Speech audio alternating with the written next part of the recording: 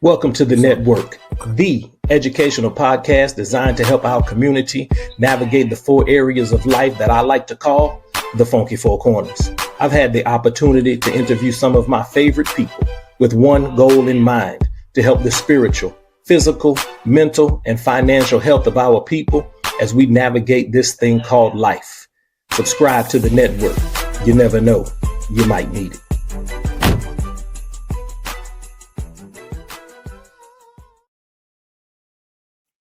Listen, welcome back to the network. In the words of the great American poet, Lonnie Rashid Lynn, you probably know him as Common. From Inglewood to a single hood in Botswana, I see the I in we, my brother, yours is my drama. Standing in front of the judge with no honor, my raps ignite the people like Obama.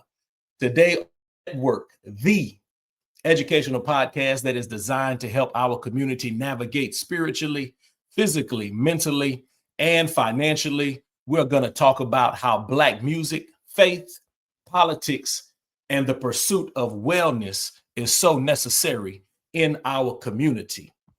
Today's guest, Dr. Naja K. Baptist, is an associate professor of political science at the Sylvia G. Schwartz Endowed Chair at the University of Arkansas in Fayetteville. He is also the director of African and African American Studies and the founding director of the University Advanced Research Team. Hold on, I got more. He is a two-time National Science Foundation grant awardee, a three-time HBCU graduate, North Carolina Central, for his BA, MA from the Jackson State University, and a PhD in political science from Howard University. His work has appeared in numerous journals, including the National Political Science Review, the Journal of Race and Ethnicity, Politics, Groups and Identities, amongst others. Dr. Baptist's work is primarily focused on Black politics and political choice. His new book, In the Spirit, in the Dark, Black Music and Political Activism, is coming in February of 2026, published by the New York University Press. I need y'all to welcome with your real hands and with your virtual hands, Dr. Naja Baptist. Appreciate you, man. That's a heck of an intro. Hey, man, listen, I'm just reading back the words that are given to me. All right, so here's what we're going to do, Doc. We start every episode with flowers. So before we dive into today's topics, who are you giving flowers to while they can still smell? Oh man, listen, that's like a whole garden for me, man.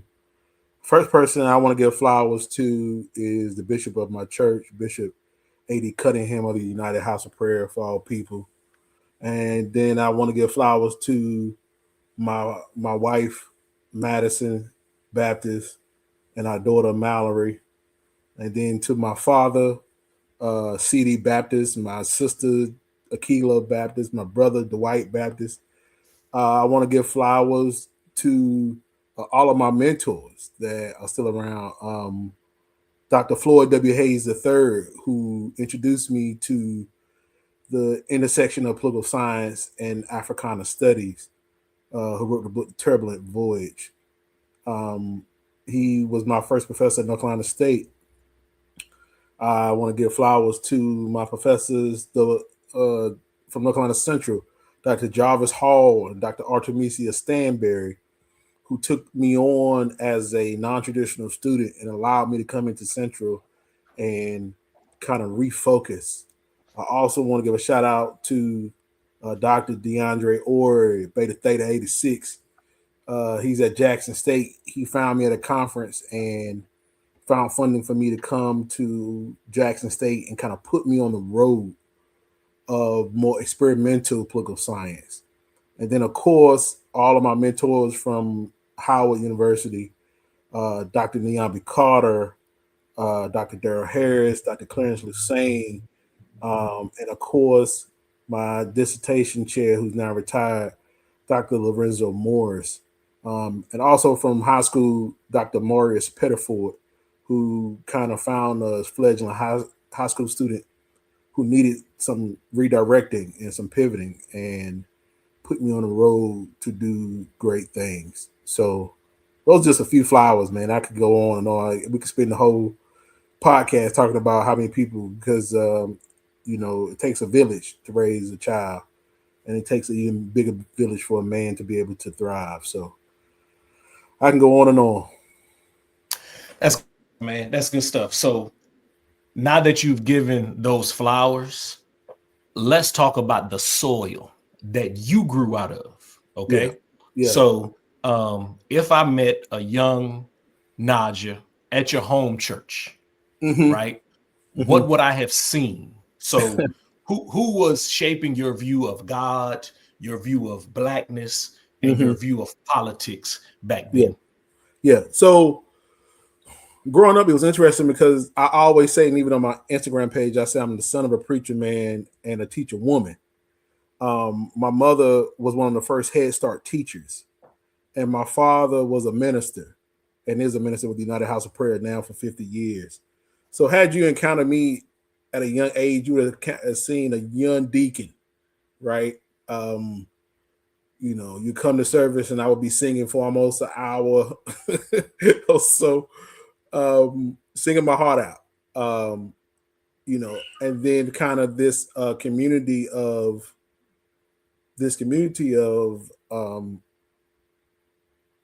older black people that took the time to instill so much love and knowledge into me, right? Um, my Sunday school teacher, uh, Saint McClary, I see her every year now when I go back to Charlotte because I'm a minister now at Baptism in Charlotte, North Carolina, and she reminds me every year that I was her favorite student, and um, you know, she should say that she should tell my mother that she hoped, that she knew I was going to do great things. My mother always used to tell her, I hope so. Right. So, this village, this church, and this doctrine that showed us that we could have an identity, that we are rooted in something more than just the daily lived experience of oppression and domination, that the freedom was beyond the materialistic things that we have. And like the old church song used to say, if you live right, heaven belongs to you.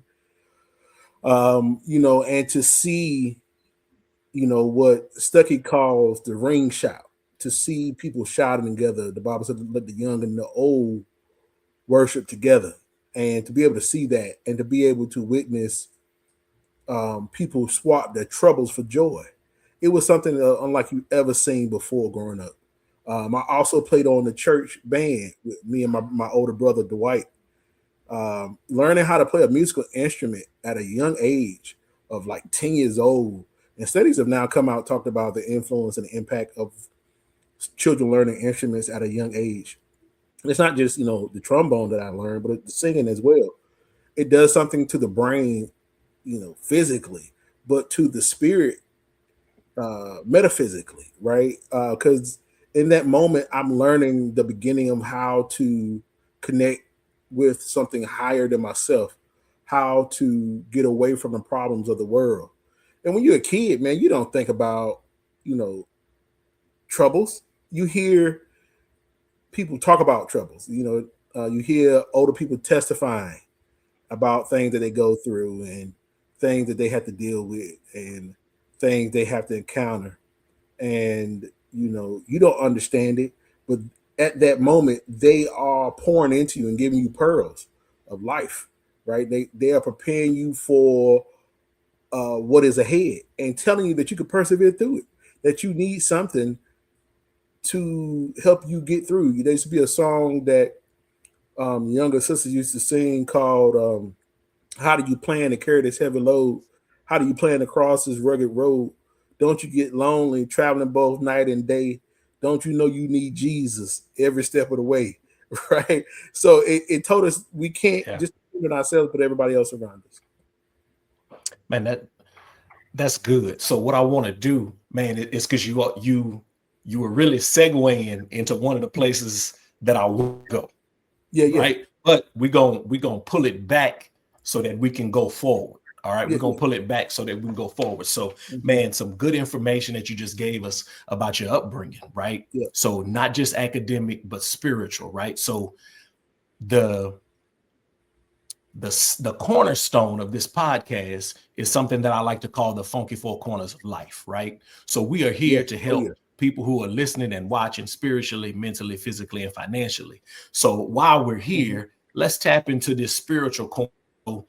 You said that the best spiritual advice that you have been given is trust God because Mm-hmm. everything is going to be all right. So here's what Mm-hmm. I want to ask you.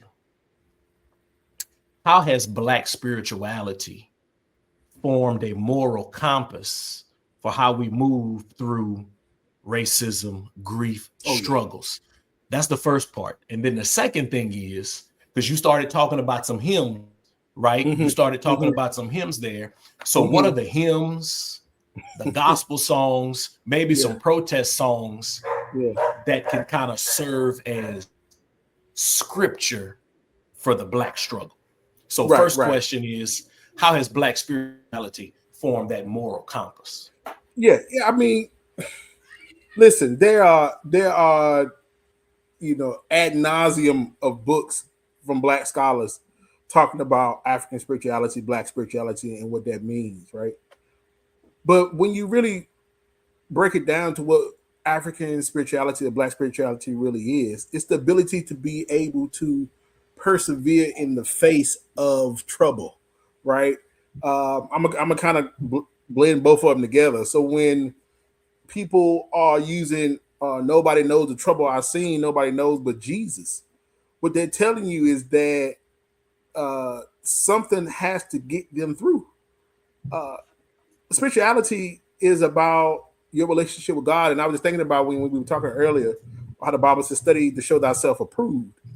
And um, the spirituality of it is letting you know that you have something better than what is being given to you, right?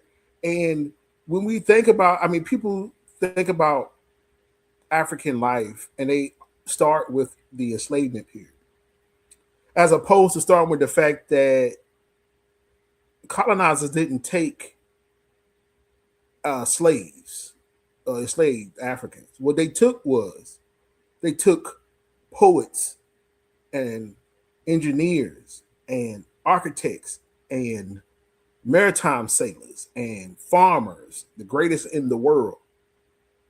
And you have to understand what it's like for us. I mean, we know how it is now for us, but the kind of the trajectory and the continuum of what we have gone through, you know, we're the only people that's been dislocated, relocated, isolated, stripped bare boned, both mentally, physically, and psychologically, right? So when we're thinking about spirituality, it has to be something that empowers us, something that makes us stronger, something that helps us get through every day. I mean, we're talking about every day. We ain't talking about just when trouble happens. We're talking about what makes you carry on in the face of trouble. You know what I mean? What makes you want to keep going when everything tells you to give up, when everything breaks you down? There has to be something greater. And African spirituality has always been about connecting to the higher being, right? And by understanding yourself, studying to show thyself approved, understanding yourself, you get closer to God to help yourself be better, right? I know there are a lot of people who never thought about studying to show thyself approved from that standpoint, right? Like studying to show Yeah. thyself approved will make you better. So let me ask this question. So looking at today's music, listening to today's music, um, Mm-hmm. what gives you hope today? What worries you? So in today's music. Yeah. So what's interesting was I just left Puerto Rico and I was helping a sister. She has a book out called "Make Rappers Rap Again" about mumble rap.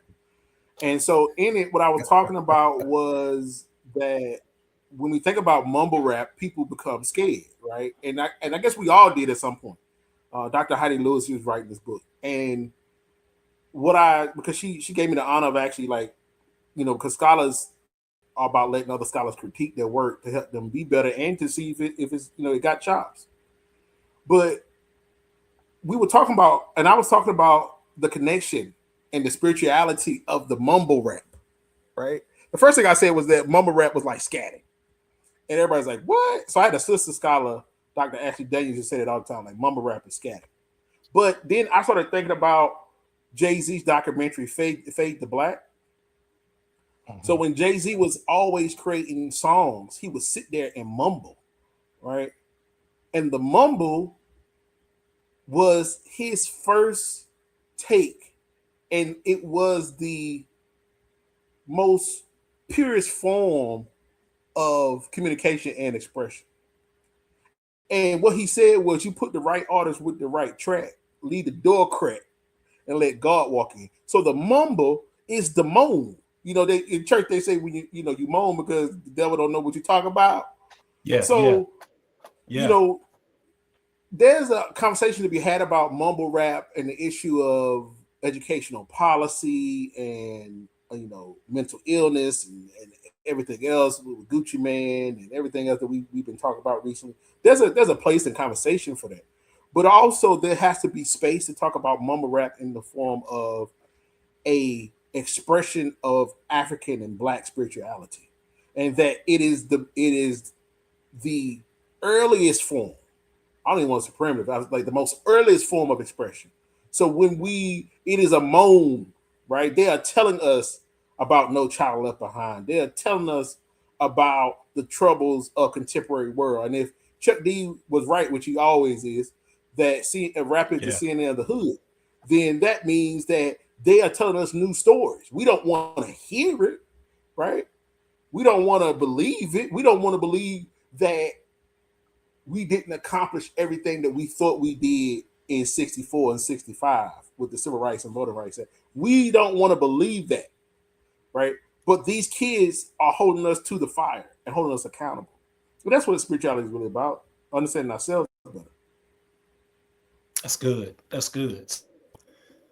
Man, as soon as you started talking about the mumble rap and the groan, man, I immediately thought about scripture, the passage of scripture that talks about, sometimes we can't articulate, but the groan is there.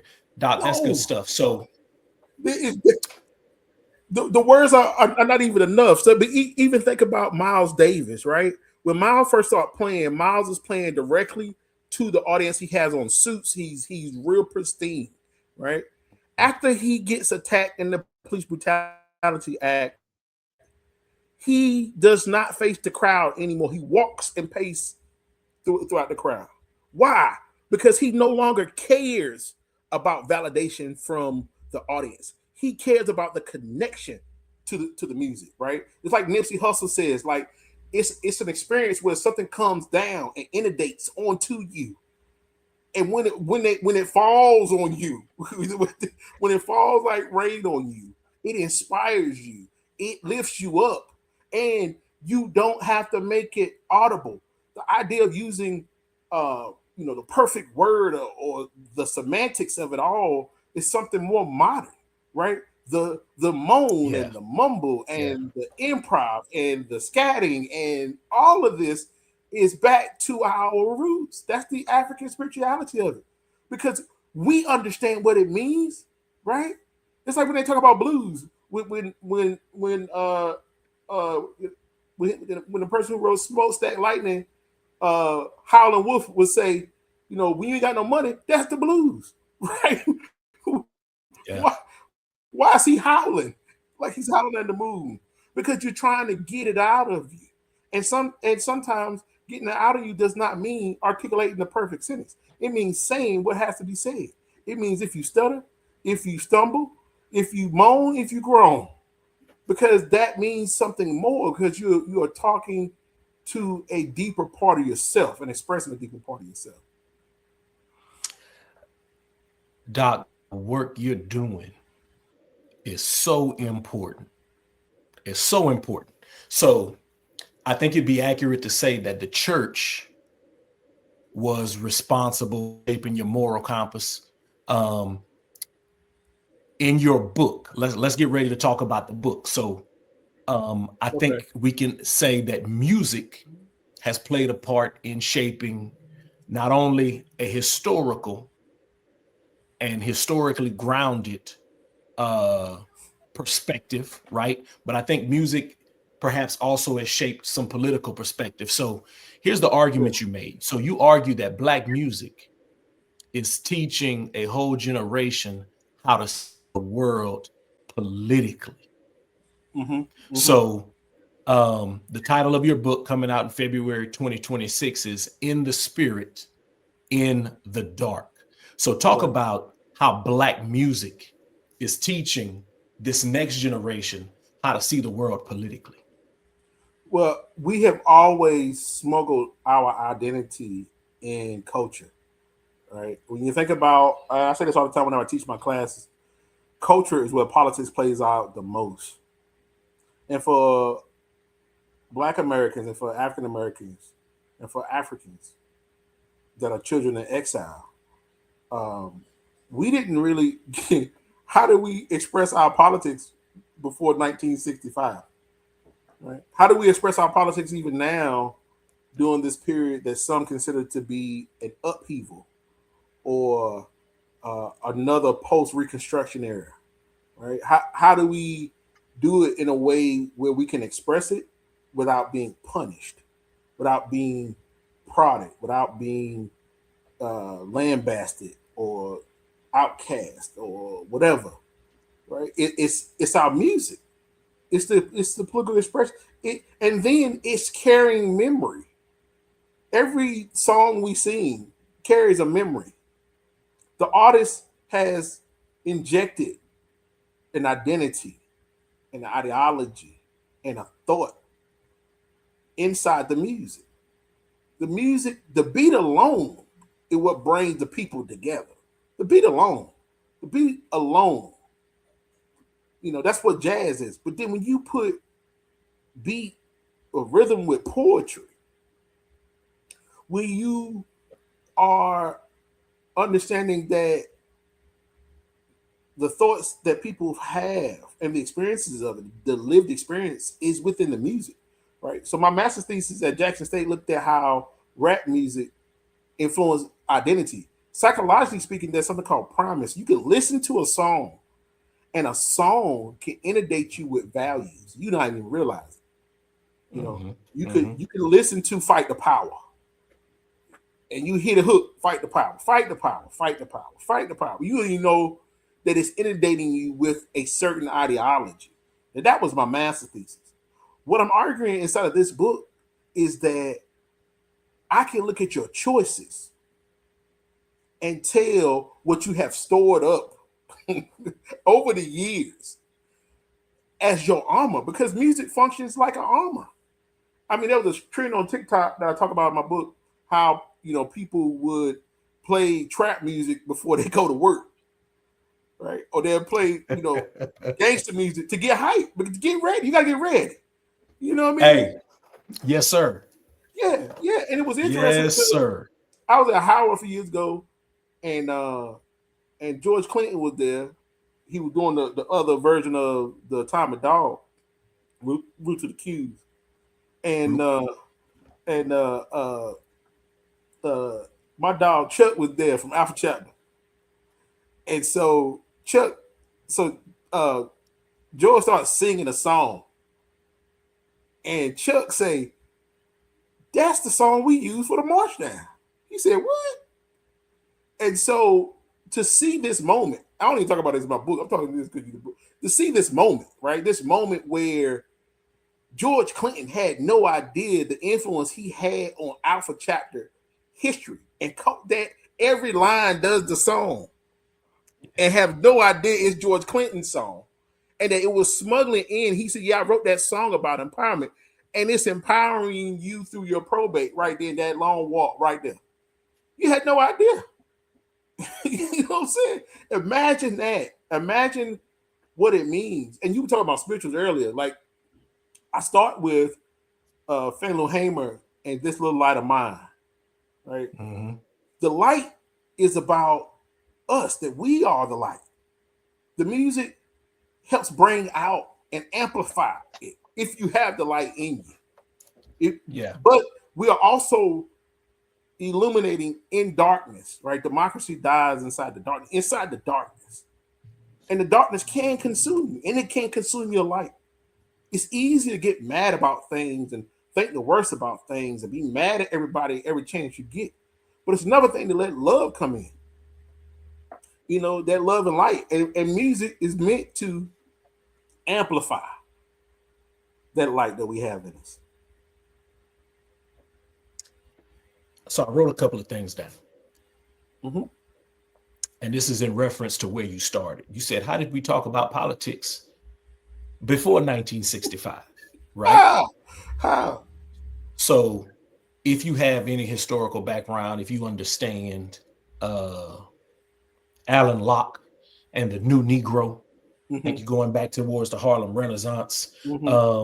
Here's my question, and it's kind of vague, it's kind of broad, but in taking that into consideration, have we lost the recognition of what music really means in the Black community?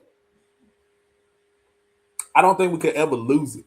I think that parts of it can become more co-opted, right? And I think Black music doesn't exist within a vacuum. So if it's lost, it's because the Black community itself is lost. That's a conversation we probably need to have, right? The conversation that we need to have is, what have we lost as a Black community because of what we gave up? What did it mean when King said, "I fear as though I led my people into a burning house with integration," right? And the fires in the wall, they can't see or smell it. And if that holds true, then what we lost is what we capitulated on, the negative piece that we accepted, as King said. The things that, the wanting to improve ourselves individualistically and not caring about the community and not understanding that we are there to help each other. How much have we given up? And if that's the case, then what you see in the music is just an honest depiction and mirror of who we are. It's there. Like Kendrick Lamar is both conscious and commercial. Like you can have that. You can have both of those things at the same time. You can have Rapper's Delight and any other conscious song, Don't Push Me Because I'm Close to the Edge. You can have both. You always have both of those things. I think it's easier to say y'all ain't doing what we did, like we did it, as opposed to saying y'all are doing it like we did it, but in your own way. That's how y'all are doing it, right? That's because it's important for each generation. Frantz Fanon said each generation must, out of relative obscurity, discover its mission, fulfill it, or betray it. So the music in this area is doing what it's supposed to do, and that's make us say, where are we? How do we get here? Where do we go from here? That's good. What have we gained? What have we lost? You can critique Sexy Red's music, but are you critiquing her politics too? You know what I mean? Are you understanding where she come from and how she kind of goes from being abjectly poor to being a millionaire overnight, and then trying to navigate what that means to stay around? You understand how Kai Cenat can be a streamer and be totally detached because we don't have the protests like we used to do. We're not engaging in youth like we used to do. The Crips and the Bloods were youth of Black political movements, right? Crips have like community, party or something like that. You can't critique the music without critiquing the people. And then also, it's not just us, right? It's because policy. I had this in my book, but Policy creates environments, and environments create experiences. King said poverty is man-made and policy-driven. So that means that when the music is being impacted by the environments that it's in, you're going to get the music that you're getting.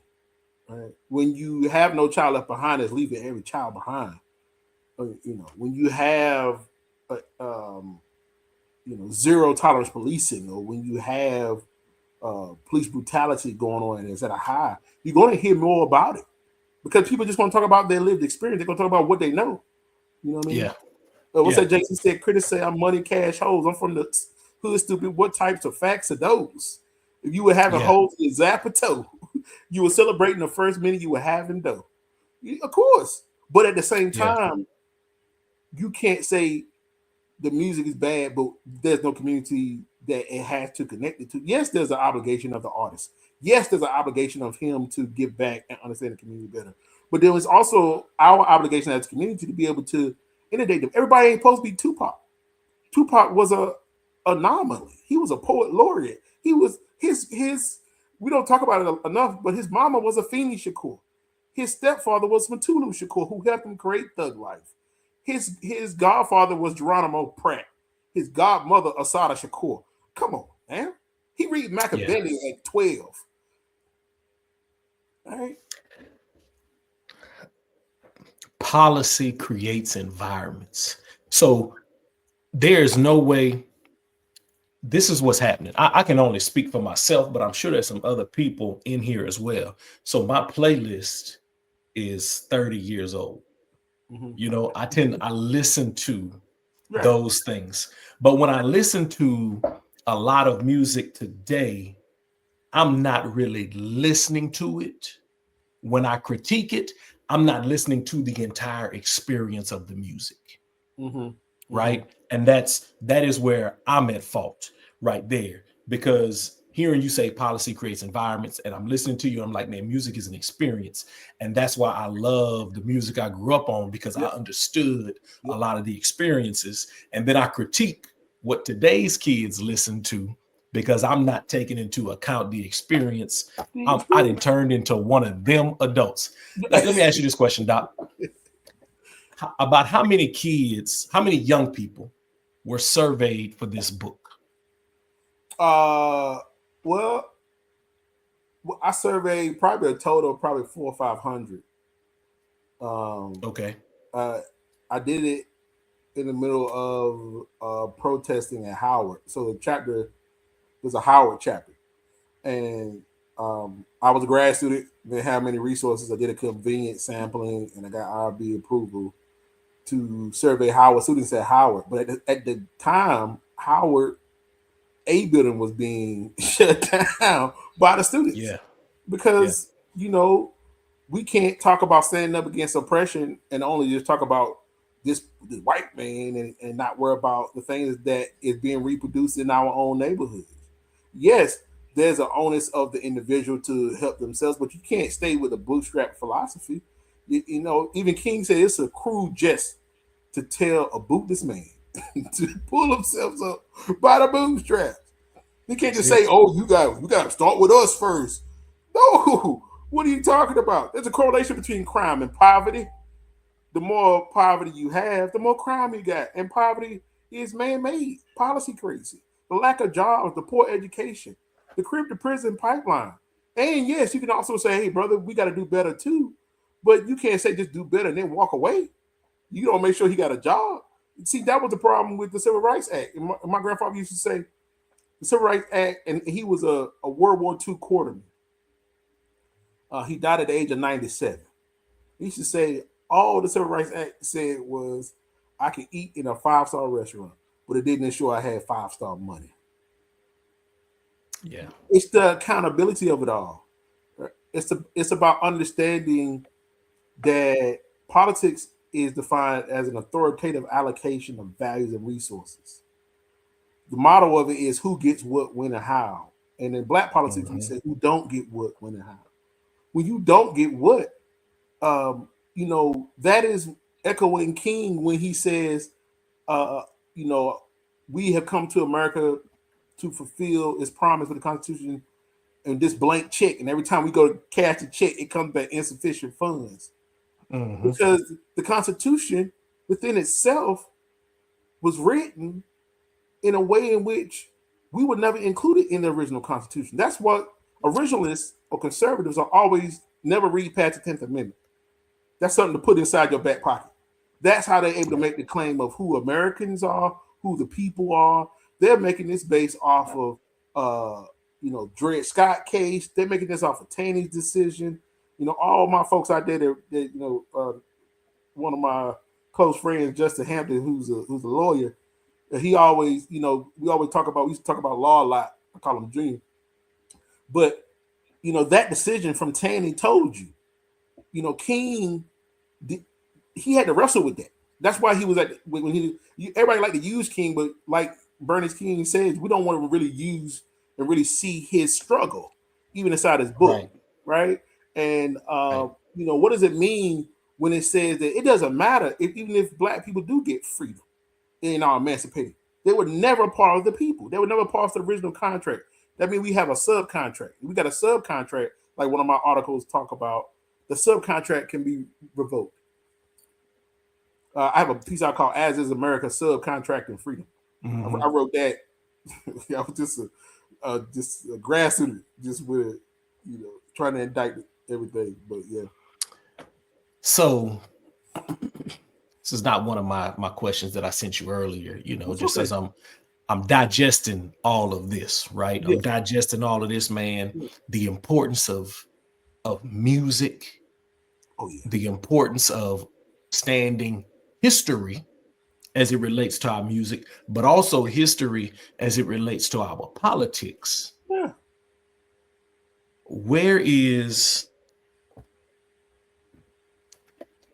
It's almost like the same pieces are being written over and over and over and over, right?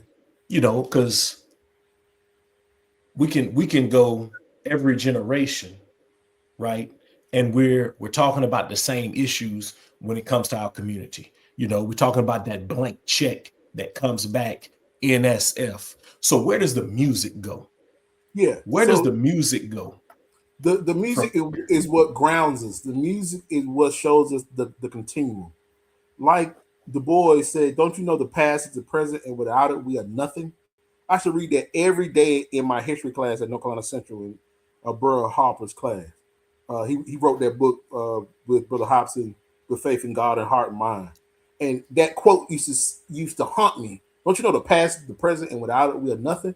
Then how do we bring the past into the present? And how we take the present into the future? It's the music. The music grounds us. The music, like you were just saying earlier, listen to the young people music. It basically wakes you up. It's an alarm. And nobody likes an alarm. I wrote a piece called "And When They Wake Up," it was like one of my first pieces that I wrote. And what I basically was saying was like, the music functions like an alarm clock. And who likes being awoken by an alarm clock? It's noisy, it's loud, and it disrupts the peace, the negative peace in this regard. So the music acts as a grounder for it. It keeps us calm. It keeps us from going off the hand. It keeps us from blah, blah, blah. But it also acts in a multifaceted way where it ignites us and it unites us and it brings us together. And when I talk about the Black Lives Matter movement and how artists like would come out and support them and create these songs as a function of the movement that was going on, it also mobilizes. It also causes what I call political contagion. You can use music to inspire other people to want to change things. But you talked about how history has this terrible stutter. It has a terrible stutter because it doesn't want to, we don't want to really struggle with what we have to deal with today. We're still trying to fight using the same tools and strategies that we were using 30, 40, 60, 70 years ago. And as the master teacher, Dr. John Henry Clark says, a strategy is like a piece of fruit. When you get done with that peeling, what you supposed to do with that banana peeling? You throw it away. We can't keep thinking that incrementalism was going to solve it. Incrementalism is slow death because it gives the person that you're trying to appeal to, the moral dilemma you're trying to appeal to, an opportunity to be able to fortify the system so that way, whatever you're asking for, you can't get it again. And that's why even now we have the same level of voting rights that my grandfather had in 1940, but you don't want to really admit that. We have the same and if not worse issues going on right now. But the question is, it's not a question of what needs to be done, it's a question of will. What will you do?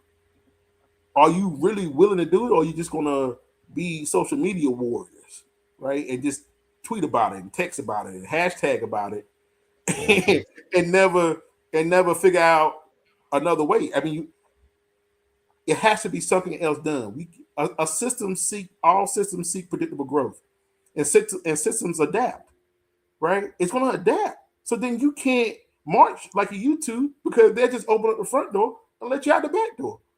You got to figure out something more. Something more has to be there to inspire you, to push you. You have to make and go beyond what the system is expecting you to do, because it will adapt to your resistance. It will adapt to your strategies. It will adapt. It will expand long enough, and then it will contract. And once it contracts, it's gonna squeeze you. I got a couple of comments over here on Instagram. Okay. Nina Simone, this is from Happy Black Girl who joined us. She said, Nina Simone said it is the artist to reflect the times. But what I hear you saying is the artist has a duty, but the general population also has a duty to act. Yes. Get beyond the music that's in your ears, get out of the playlist, and actually do some things. Because, man, I mean, use the playlist while you're doing things. That's what I'm saying. That's what I'm saying. Okay, use the playlist while you're doing things. It's gonna. You don't get a Ty Dolla $ign working with Black Lives Matter or Jay-Z and Beyonce, or Beyonce doing that concert. Yeah, they're gonna reflect the times. Absolutely, they're gonna reflect the times. But that also means that when Nina Simone writes about Mississippi, she's in the moment. God damn. Yes. Yeah. Everybody knows about Mississippi. You know what I mean? Yeah. To be young, gifted, and Black. Yes. But everybody has their place with the music, but outside the music, beside the contribution of the music itself, there's other things that you can say. You can use your space to speak out. You can stand up where you are. You can ask for a better wage and better environments. You can hold people accountable. But the thing is, we are afraid because we have been conditioned and socialized. Like, socialization is how we get our values. We've been socialized to a point that we are afraid of what we're going to lose as opposed to what we really could gain. We rather hold on to this, right? Hold on to what we were. Hold on to the way that we were raised. Hold on to what we had been taught before versus saying, I'm willing to shed, right? That's what Pimp a Butterfly is about. He's shedding the cocoon. It's struggle to break through it. You don't want to give up who you've been. You don't want to. It's convenient to continue to think that everybody and everyone is against you. That's convenient. That's the negative piece, and that basically rots you from the inside out. But if the artist reflects the times, yes, that's one part of it. But then the artist themselves has an obligation, and then the community has an obligation to help bring the artist into it. You can't just say, well, the artist supposed to do all this. Then what we doing? Yeah. So you went, and that's where I was gonna go into next. I was gonna ask that question next. We got another comment, and then I'm gonna kind of jump into this mid roll. So Naja, this is from Floyd W. Hayes. It says, Naja, your insight and brilliance shine so brightly. I can't wait to read your forthcoming book. Keep on keeping on, my brother. Listen, man, this is powerful work, and I want to dig even deeper. Let me start first. When I gave flowers earlier, I was talking about Floyd W. Hayes III. Yeah, he wrote the book Turbulent Voyage with Malana Karenga, who invented Kwanzaa. He's the man that introduced me to understanding myself. The first book that Dr. Hayes put in my hand was Racist America by Joe Fagan, written by a white sociologist. We don't exist. I am because of Floyd W. Hayes III. He should come into class, right? And he used to look at us and say, you must think audaciously and critically at all times. I mean, he was a newt, but he used to always say, what the difference between newts and Qs? We all was about service. And Dr. Floyd W. Hayes, I love you, brother. He's 80, 90 years old. A couple of years ago, he won the Senior Olympics, weightlifting, powerlifting. But he was the one teaching me about understanding and even though I was protesting as a student, he still held me accountable to my scholarship. That's what I mean. We can't just be one level. We can't just, it's nuance. It's complex. All right, Doc. My advisor at Southern in undergraduate, I actually gave him flowers a couple episodes back, Dr. Reginald Rackley. He got his PhD in psychology from Howard University.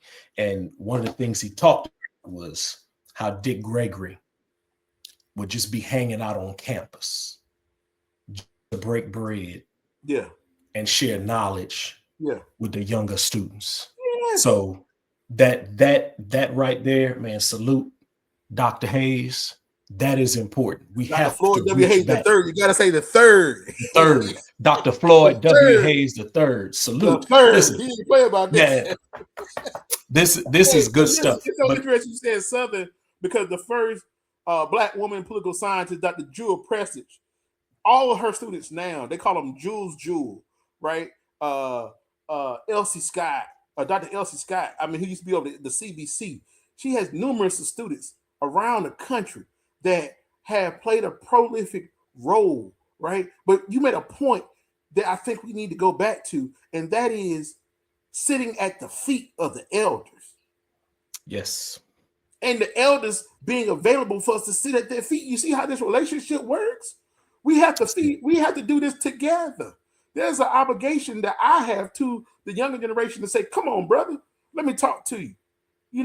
It was Dr. Hayes who saw my transcript and said, you so much better than this right here. What's your GPA? You so much better than that. You got to figure out what you want to do. Because you got to take this serious, right? If somebody has to help us understand, if we have to understand that, we need the elders in order to understand where we're trying to go. The Bible said they call the young because they're strong and they're able. They call the old because they're wise and they know the way. Wise. And they know victory. The way. And there's victory in a multitude of counselors. Hey, you already know the chasm that was not to me. The chasm that was not to me, to a fairhead youth may a pitfall be. Pitfall be. That's it. He too much crossing the twilight then. You so busy trying to get accolades and recognition. You know what I mean? And Aubrey told y'all they ain't got no awards for that, trophies. We ain't doing it for the trophies. They ain't got no awards for that. Listen, they got no awards for that. Dr. Lorenzo Moore, Dr. Floyd Hayes, they didn't do this stuff to get recognition. Dr. Morris doing my graduation because it was COVID. He was upset because he couldn't hood me. And I'm texting him saying, "But Doc, I'm gonna get you something to thank you." He said, "Man, my greatest thank you can give me is to go on and to liberate and answer the question: what does any other work we do mean for the liberation of yourself and Black people? What does it mean? How are you using what you have to make the world and yourself better?" And it starts with you, yes, but it also starts with you pushing higher. What's that? Perfect segue. Let me jump in here, Doc. Let me jump in here real quick. Powerful work. We're going to dig deeper, but first, let's take a quick moment to support the network and this community that we are building together. If you are watching on YouTube, here's what I need you to do. Hit like, subscribe, and turn on the notifications so that you never miss an episode. If you're listening to this podcast, head over to Apple Podcasts, drop a 5-star rating. It helps us reach more people who need these conversations. Make sure that you follow us on IG. That's podcast_with_Prejean, where we continue these conversations, where we build community and we share these resources that strengthen us all. And please tell a friend to tell a friend. That's how we strengthen the network together, because in the freedom of ourselves and our community. All right, Doc, this is what I want to do. I want to touch on the physical side of this work. And our Funky Four, I like to call this the physical corner. You said something that's profound. You said health is priceless. Be proactive, reactive. Break that down for us. What does proactive health look like for Black folks doing heavy lifting, whether it's physically, emotionally, or maybe even politically? Oh man, what does that look like? Almost everything is political. The reason that our health is impacted is the number one killer of Black people is hypertension, right? And most of that comes from our jobs and environments that we're in. Black maternal health, Black women dying more than any other group. We are the most disproportionately affected groups in America, health-wise. You can't separate politics and health. Again, policy, healthcare policy. Somebody creates the policy, right? The environments that we in has an impact on us. The cortisone levels that we encounter, the sleep apnea that we develop, the diabetes that we develop because of the availability of the foods, the health issue, the health crisis that we have. And most of that stems from the mental, because we are constantly under stress. Fanon once asked, what is the result of oppression on the mind? And the result is a failing health. That's how to slowly kill us, as Kesey Lehman's book said, How to Slowly Kill Somebody in America. You kill them slowly by having them accept the position that they're in, by them not fighting back, by them mincing words, by them not wanting to say anything and go along and get along. And it does something to you.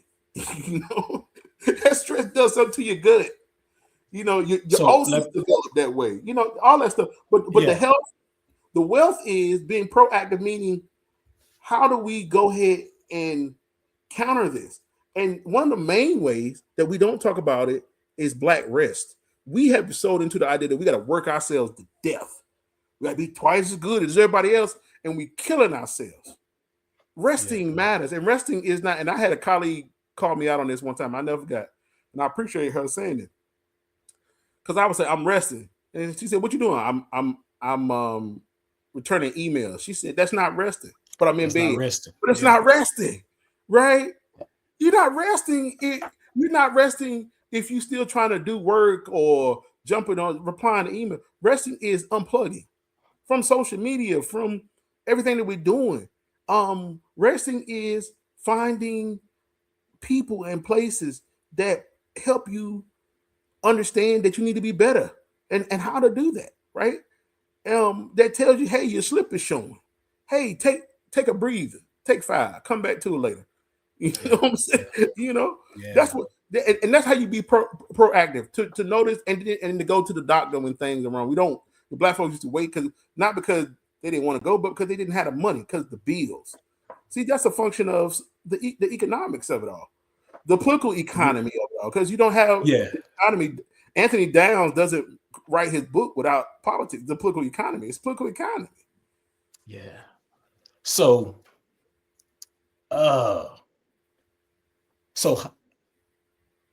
healthy political engagement. Yeah. Right? It's all, you just said it's all political. It's all political.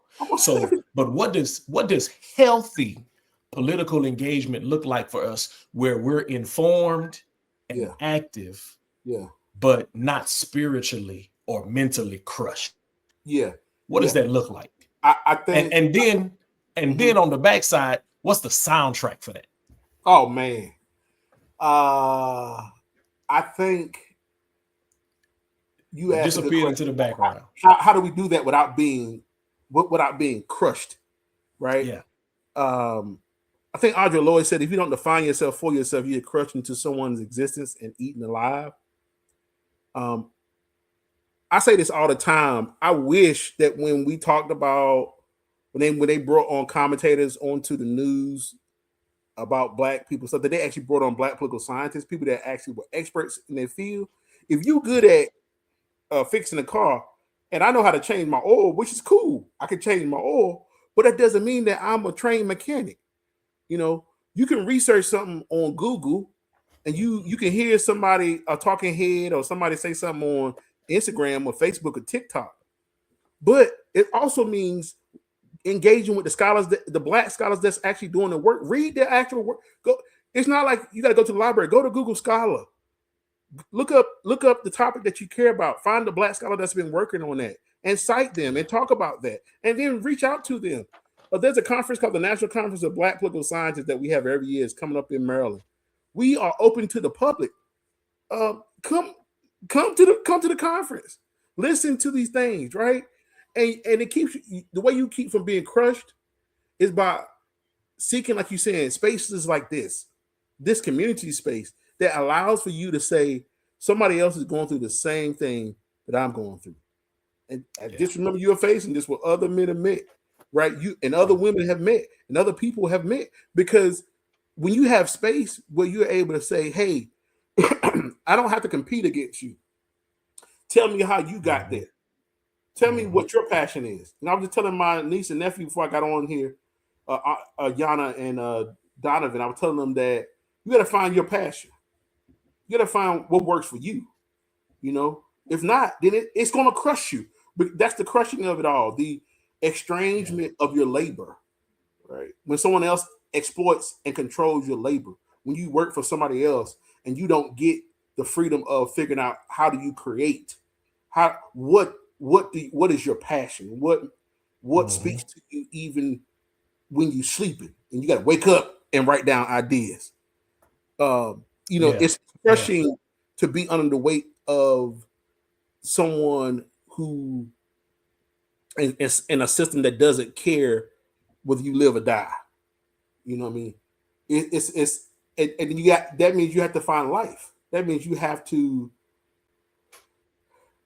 be in a space that holds you accountable, that tells you when you're wrong, and being admit when you're wrong, and being able to understand, hey, this is a process. It's a marathon, not a sprint.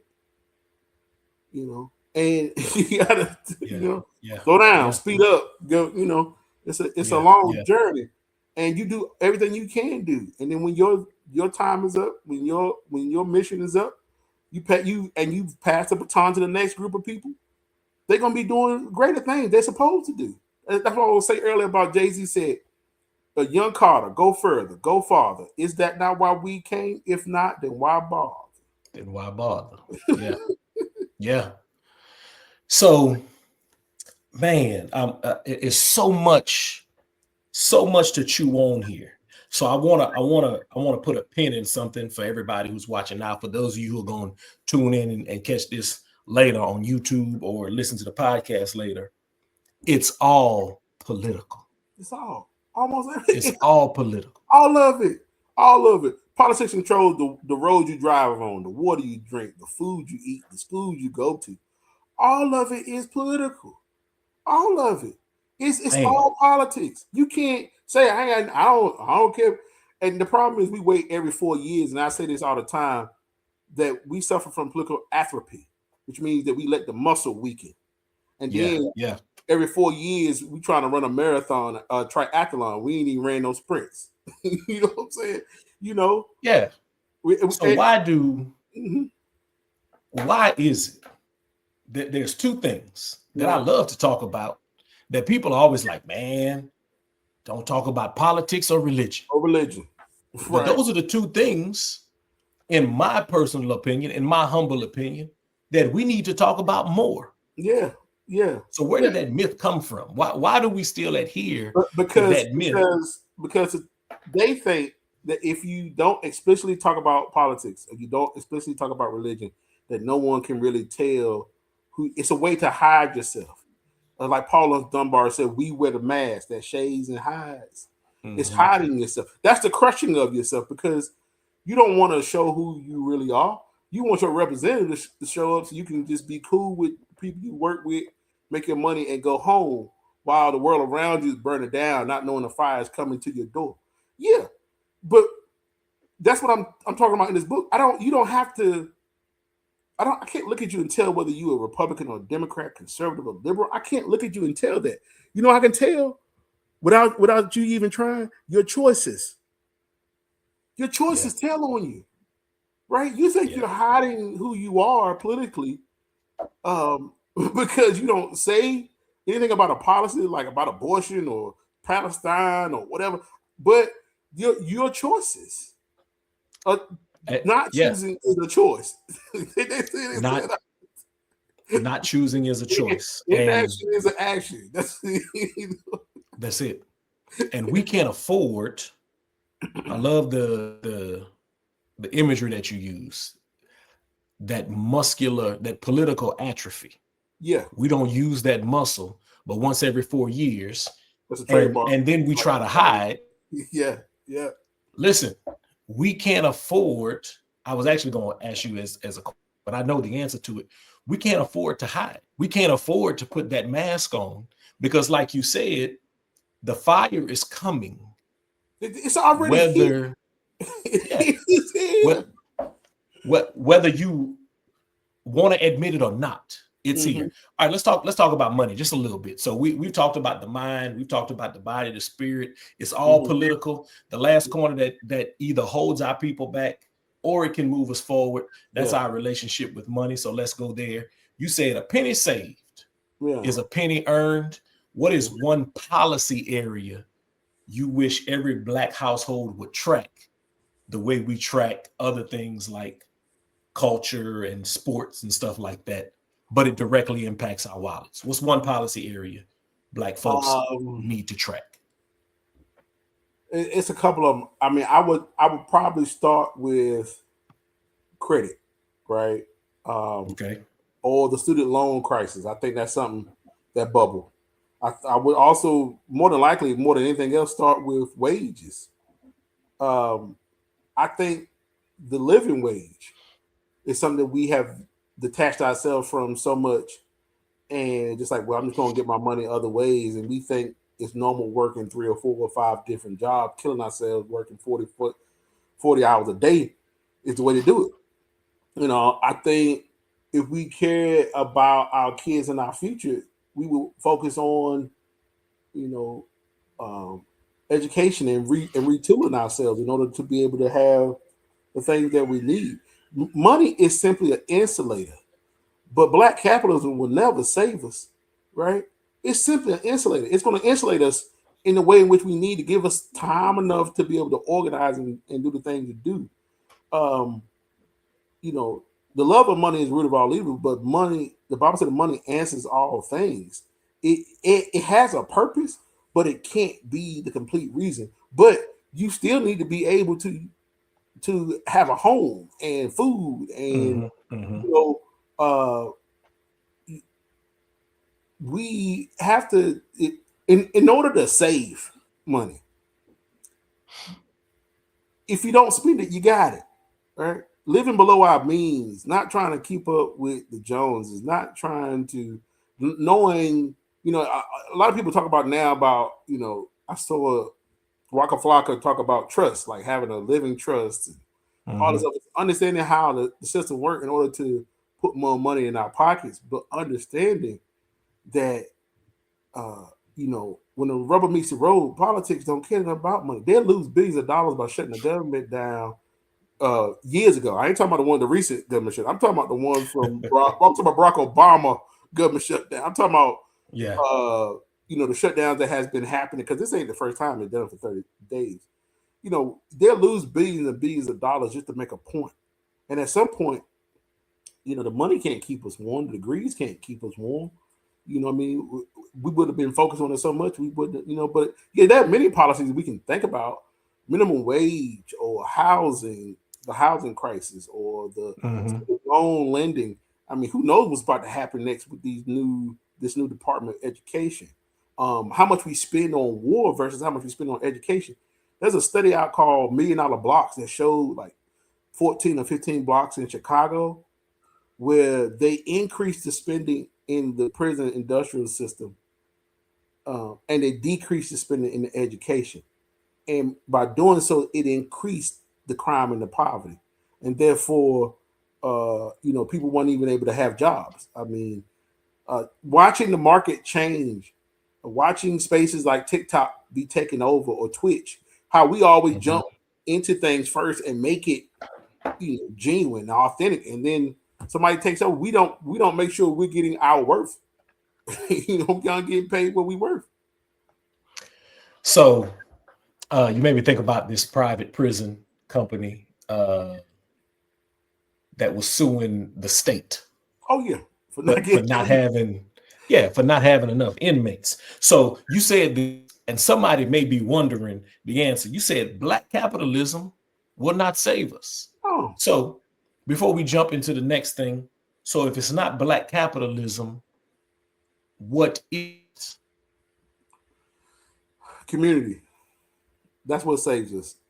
Uh, what saves us is understanding the dimensions of. If you ain't never read Adam Smith's Wealth of Nation and understand how he wrote capitalism versus how capitalism actually Mm-hmm, functions, if you don't mm-hmm, understand that it's nothing wrong with making money, the problem is making money at the expense of others. That's the conversation that we right, don't want to have.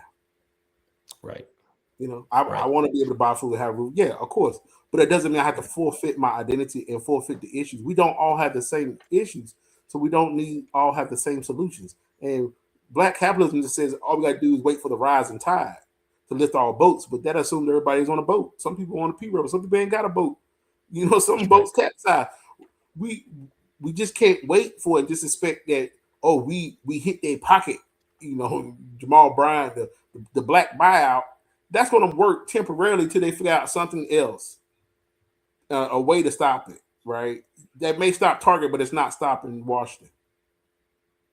Okay, so let's just kind of stay here just for a second. So I'm gonna put some puzzle pieces together. We're afraid, Oh yeah. right? That's one of the things we hit earlier. So do you believe that there is a portion of the black community believe that there are people in African America that are afraid of community? I don't think it's about them being afraid of community. I just think they have been socialized to think that they don't need community. Right? Um. Do you think that, and just like sticking with this fear thing, because here's my thought. Uh huh. um Man, in order to build, rebuild, invest, reinvest in community, I'm gonna have to give up some of these individual freedoms that I Right. enjoy. Are we afraid there? Well, Thomas Jefferson said liberty is not licensed simply because you can't do something doesn't mean you should, right? But we've had Mm-hmm. black enclaves. You don't have to. Everybody talks about Black Wall Street. That's the easiest ones, the one in Durham and the one in Tulsa. But what about Mm-hmm. Move in 1985? What about the In cooperative? Philadelphia, yeah, Yeah, Philadelphia. We created enclaves. We created yeah, enclaves, and they bomb them, right? Right. I think it's the trauma of what it means to build community. And every time we've built community, we've really been intellectually honest about it. When we yeah, built yeah, community, when people have allowed themselves to be vulnerable, when people have allowed themselves to understand things beyond themselves and admitted to the issues, the problems in society, they were attacked. My mama, when I was in college, used to say, "I don't want you to get killed like they did King," because who wants to sacrifice themselves for other people? That's what you condition under capitalism to only care about yourself, because Adam Smith, when he wrote it, talks about maximizing self-interest. You only care about yourself. That's it. There is yeah. no community. America is not about it's about being American, being an individual, maximizing self-interest, working hard, and making money. And there's nothing wrong with it, but the problem is at the end of the day got to end, and the money is not going to say it's not going to stop. I Yeah. remember, I remember Louis Farrakhan talking about how he was talking to Muhammad Ali one time as he was older, and he was talking about Ali. Look at all we got: these houses, these cars. He said Ali just leaned over to him and said, "Still a nigga, brother. Still a nigga." Right? Because it doesn't matter. What's that? The old Kanye said, even if I'm in the Benz, I'm just a nigga in the coupe. Yeah. I'm still gonna get pulled over. Henry Louis Gates at Harvard, who was a Stellar Award winning scholar, right? Ran up on him at his house. At his house. Right? Yep. It's not just the capital, it's the anti-intellectualism of it all. We don't want to really study and struggle like Dr. Hayes is always. You gotta study and struggle. We don't want to struggle. If we say, struggle, there's no struggle, there's no progress. But the second part of that quote is power concedes nothing without demand. It never has. Without never demand. will. The fundamental element within any political system is demand. The input is called demands, right? Input, throughput, output, feedback, and the holding of things accountable. I think if we are to ever go further, go towards a more perfect union, that's bad English, bad grammar, a more perfect union, it's going to require us to make hard choices and be uncomfortable and push ourselves further than we have been doing. I think it's going to take us making sacrifice. That means we got to make it all the time in the same way, but it also means something more has to be done. There are micro and macro things that need to be done, long term and short term. We need to, but it has to start somewhere. Yeah, man. I can't, number one, I can't wait for the book to come out. I'm definitely excited about reading the book. I read some of your stuff online today, getting ready. And I'm just like, man, I sent you the scripted questions, but man, I had like 20 more. You know what I'm saying? And I'm like, man, because there's so many things that we can talk about. But all this means, Doc, is that, man, we got to bring you back when the book drops. Got you. All right. So listen, man, Doc, you've been dropping gems. Let's loosen up. Let's have a little bit of fun. Play a game with me. Ready? Yeah. All right. So this is rapid fire. I'm gonna just throw some stuff at you, man. Soon as it hits the dome, just give me what you got. All right. You ready?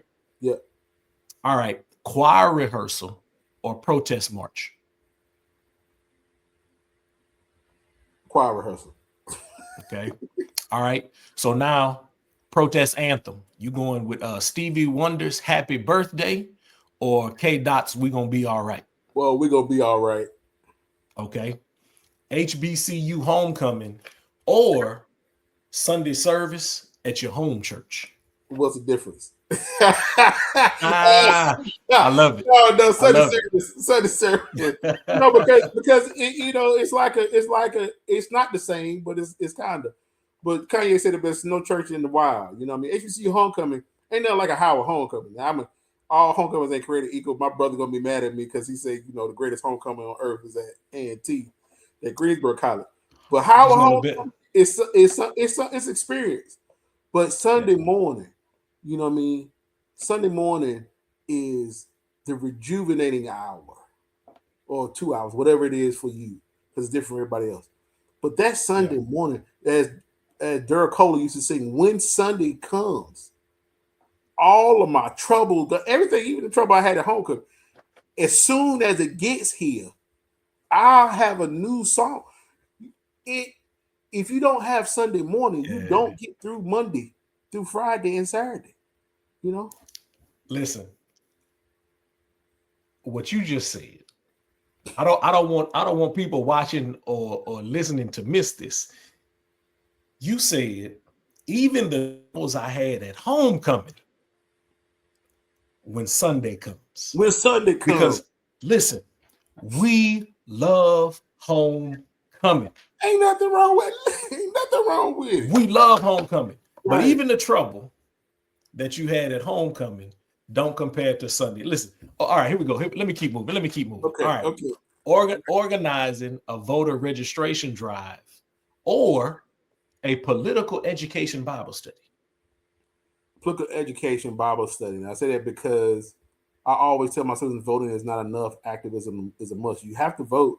We need to register to vote. I understand that. but I also understand it does no good unless we have the education to understand why even when we vote, it's not vote.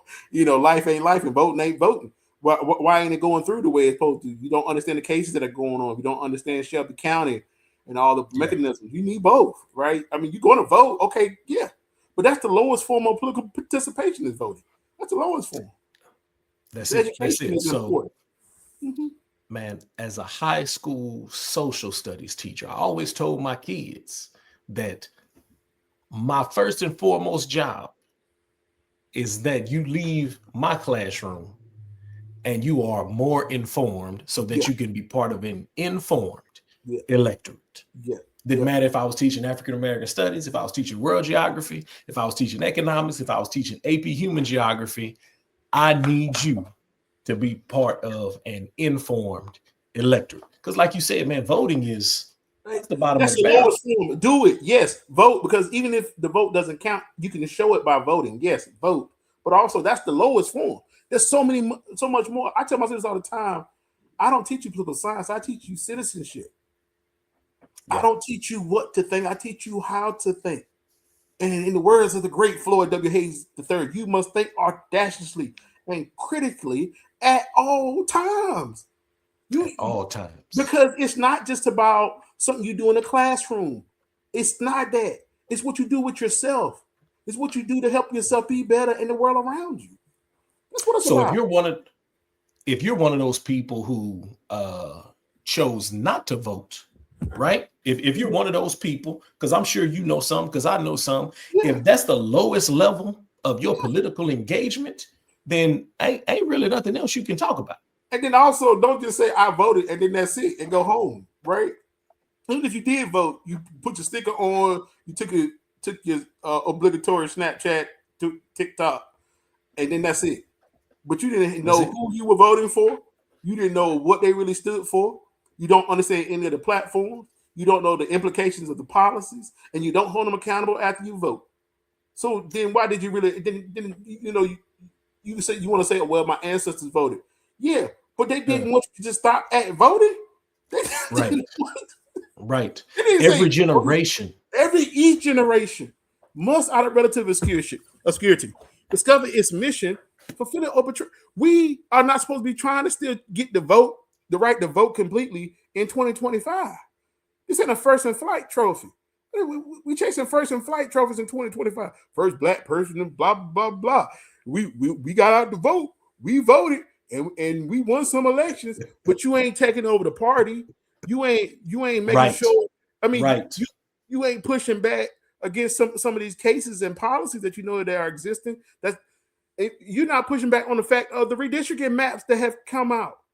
You know what I mean? I was working with folks in South Carolina dealing with gerrymandered votes when the census came out. And I'm telling you for a fact that they stole those maps from them folks. That brother was upset. Yeah. We worked day in and day out for years to get those maps together. All right. So that's heavy. That's a heavy thing. So when life gets heavy, physical rest or a therapy? Say what? Physical rest. When life gets heavy, physical rest or a therapy session? A therapy session, because it's going to put you back to sleep. Hey, listen, a good therapy session is going to lay you down. You see what I'm saying? Because it's going to make you, because the mind is the strongest muscle in the body, and you working it out on a level in which you never worked before. You can have a therapist and have Jesus at the same time. You need both, right? But you also need to be honest with your therapist. That's if you ain't really, it's like if you're working with a trainer and you ain't getting the results you want to see, it's because you ain't being honest with yourself. You ain't being honest with your trainer, right? It's the same thing with your therapist. You can lie to your therapist. Your therapist is only going to work on what you tell them. But if you're completely honest, it's going to help you they're going to push you. Oh, no, you shouldn't have done that. You shouldn't have done it. But what we like to do is cherry pick and omit things so that way we can get people to validate the things that we're doing, as opposed to saying, oh, no, I should have never done X, Y, and Z. You know what I mean? Let me tell you the whole story. When I talk to my therapist, I'm like, look, I'm going to tell you the whole story. Now, because I want you to tell me if I'm wrong so I could be better, right? Because you're the expert here. I'm a political scientist. I do political psychology as well, and the psychology department at Arkansas always say that I'm really a secret psychologist. And yeah, I'm cool with it. I've studied it. I understand it. I work in it. I get it. But also, I have a therapist, right? And my therapist helps me through things. And it's not like, again, it's not a shrink or somebody trying to, get over my mind and brainwash me. No, no.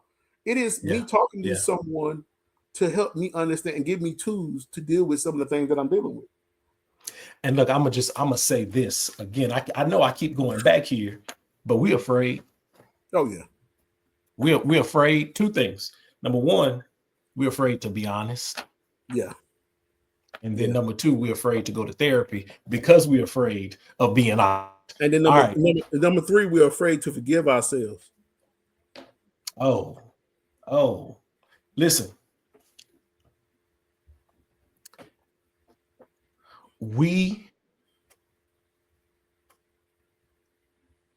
I can't go there. That's a whole nother podcast. We'll do that. Look, we got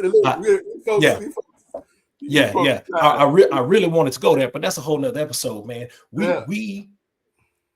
We feel like we've been indicted whenever stuff like that come up. But I'm gonna just stop it there. All right, listen. what you doing with the cash? You putting the cash in the mattress or index fund? Index fund. All right. Music, headphones, or are you singing in corporate worship? Wait, say that again. Music and headphones or singing in corporate worship? Yeah. I'm gonna sing regardless. I got a song for everything. My mom used to say I have a song for everything. So that's how I came up with this whole thing. You selecting a song based on I'm always sing because when you sing it helps you get through. The Bible says singing to yourself in hymns and songs. It helps you get through, even in the corporate world. The hymns. That's good stuff. My screen cut off on me. You good? Juneteenth parade or MLK Day service? Which one? If you got to pick, Juneteenth parade, Martin Luther King Day service. Juneteenth, and that's only because, I have a whole chapter about Stevie Wonder and the MLK holiday inside the book, and what that means, right? And I, give honor to whom honor is due, but also, I think, we haven't recognized how Bernie's King has, how they hijacked King, right? And they used the day long enough until they got to the point now where the president is now trying to eliminate the day. We get more focused on the day than we get focused on what the day is really about and how we got there, right? And the Juneteenth emancipation, and then what that whole story means, right? 2 years later, after things, what that whole story means about Juneteenth, right? And community. It's not about one person. It's not about a monolithic leader.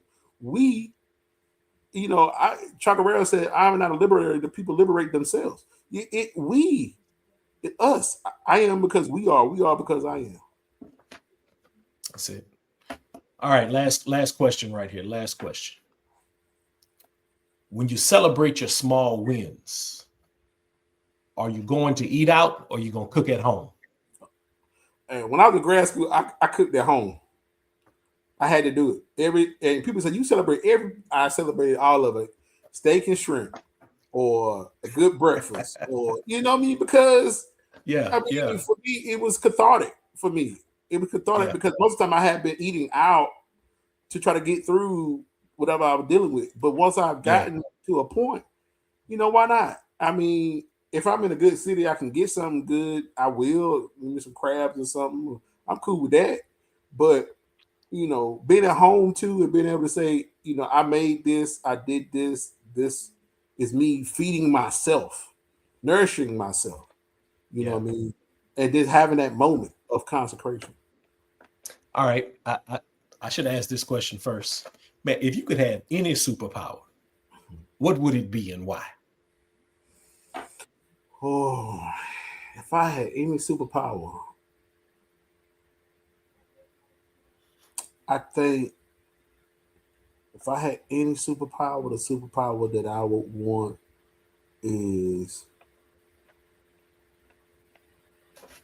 to help others have insight and see themselves better, right? Dick Gregory talks about the glasses. I don't know if you remember that about the glasses. He says it's only two rules. One is once you put the glasses on, you see the world differently than everybody else. You can't take them off. Yeah.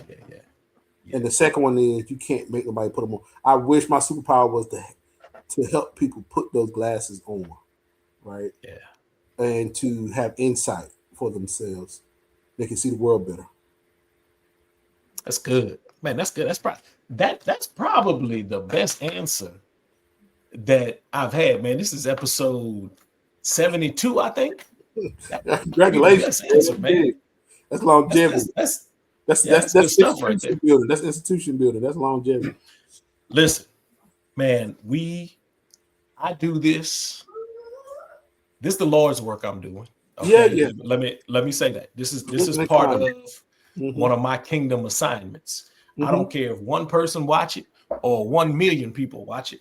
Yeah. As long as somebody is helped. That's all that matters. All right, Doc, listen. Man, we're coming up on the end of this thing. We got 2 segments left. This first one is called Good Medicine. This is where I give you the opportunity to prescribe something to our listeners and watchers, something that was good to you that you believe will be good for our watching and listening audience. So what do you have for good medicine? For good medicine, I would say a good scripture. That's what I'm going to say. Because when I'm going through things, and there are some scriptures and some songs, right? That some scriptures that are songs.